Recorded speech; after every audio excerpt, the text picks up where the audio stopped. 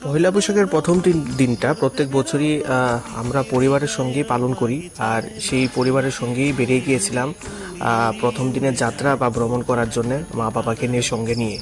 তো সবার প্রথমে আমরা গিয়েছিলাম, দেখতেই পাচ্ছ যে জগন্নাথ বাড়িতে।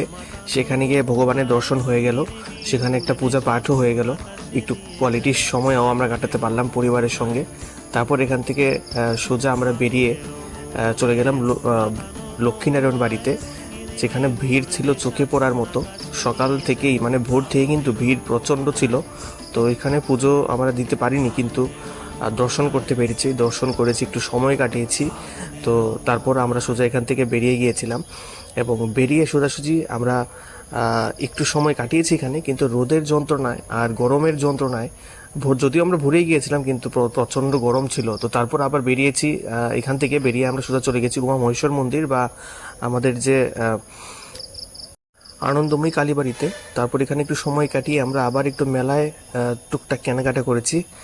বাবার ইচ্ছে ছিল ব্যাংক কেনার, তো আমরা কিন্তু প্রত্যেক বছরই আজকের এই দিনে মাটির ব্যাংক কিনি। তো সেখানে এবছরও আমরা মাটির ব্যাংক কিনেছি। দেখো কত সুন্দর সুন্দর কাঁঠাল, আম, বিভিন্ন ডিজাইনের কিন্তু পাওয়া যাচ্ছিল মাটির ব্যাংক। তো আমরা মাটির ব্যাংক কিনেছি, দুটো কাঁঠাল কিনেছি আমরা।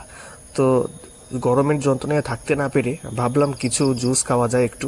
তো তারপর আমরা সবাই মিলে জুস খেলাম। আর জুস খাওয়া মাত্রই কিন্তু আমরা সোজা বাড়ির উদ্দেশ্যে বেরিয়ে গিয়েছি। আর মানে বাড়ির উদ্দেশ্যে যাওয়ার আগে গোলবাজারে আমরা গিয়েছিলাম, কারণ আজকের দিনে একটু খাওয়া দাওয়া, সবাই মছলি কেনার পর আমরা সোজা বাড়ি চলে গেলাম।